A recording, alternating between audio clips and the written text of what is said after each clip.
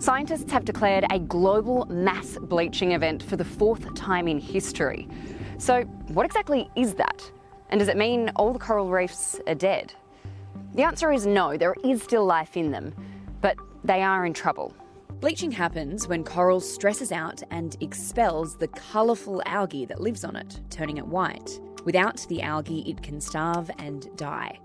If you don't know what bleaching is, they actually look really beautiful, but unfortunately it's seeing them in those really, bright colours and white, you just know that they're stressed and potentially on their way out.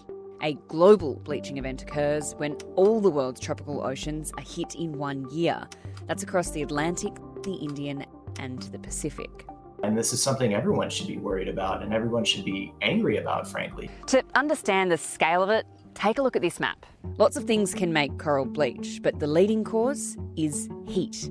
Each of these squares represents a reef that, based on ocean temperatures, scientists believe bleached in the last year. Pink means lower grade reef-wide bleaching.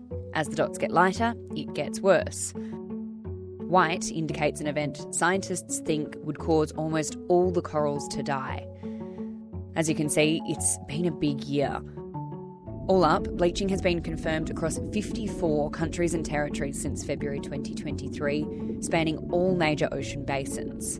We don't know how much coral has died yet, but scientists say the scale is on par with the last event, the worst on record. So coral reefs are the rainforest of the sea. The statistic you always hear is that 25% of all marine species associate with reefs at some point in their lives. So just like we're very, very concerned that the Amazon rainforest is being cut down, we should be just as concerned that coral reefs are suffering. Bleaching doesn't always cause coral to die. If temperatures cool quickly enough, the reef can regain algae, which gives it its colour, in a matter of weeks to months.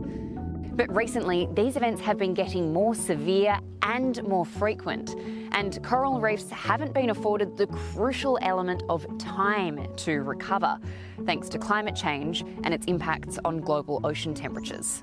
What we're seeing now is really the start of severe, large-scale, persistent impacts that are just, continuing to occur with increasing frequency. So that's the real alarming thing. But by no means does this mean that, all is lost for coral reefs at this point in time. So long as there are still some healthy corals out there, they have a shot, even during events like this one where a lot of coral's been killed off.